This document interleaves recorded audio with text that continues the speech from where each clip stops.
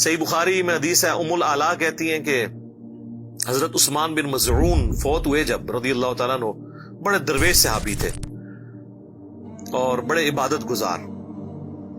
جب وہ فوت ہوئے تو نبی علیہ السلام آئے ان کی میت کے اوپر، تو میں نے کہا کہ اے عثمان، اللہ کے حضور تیرے لیے جنت ہے.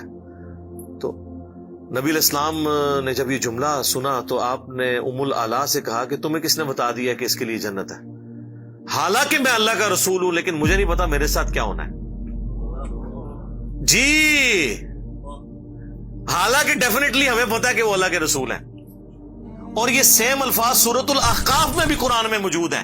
کیا نبی تم فرماؤ مجھے تو نہیں پتا میرے ساتھ اور تمہارے ساتھ کیا ہونے والا ہے. سورۃ الملک میں نہیں آپ نے پڑھا، قل ارأیتم ان اہلکنی اللہ ومن معی، اے نبی تم فرماؤ بھلا اگر اللہ مجھے ہلاک کر دے میرے ساتھیوں کو، تو کافروں کو کون عذاب سے بچا سکتا ہے؟ ہمیں تو اپنا نہیں پتا ہمارے ساتھ کیا ہونا ہے. ٹھیک ہے جی.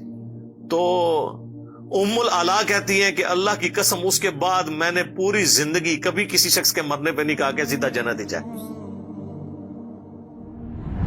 غرض اے پیغمبر تم اسی طرح صبر کیے جاؤ جیسے اولو العزم پیغمبروں نے صبر کیا ہے، اور ان کے معاملے میں جلدی نہ کرو. جس دن یہ لوگ وہ چیز دیکھ لیں گے جس سے انہیں ڈرایا جا رہا ہے، اس دن انہیں یوں محسوس ہوگا جیسے وہ دنیا میں دن کی ایک گھڑی سے زیادہ نہیں رہے.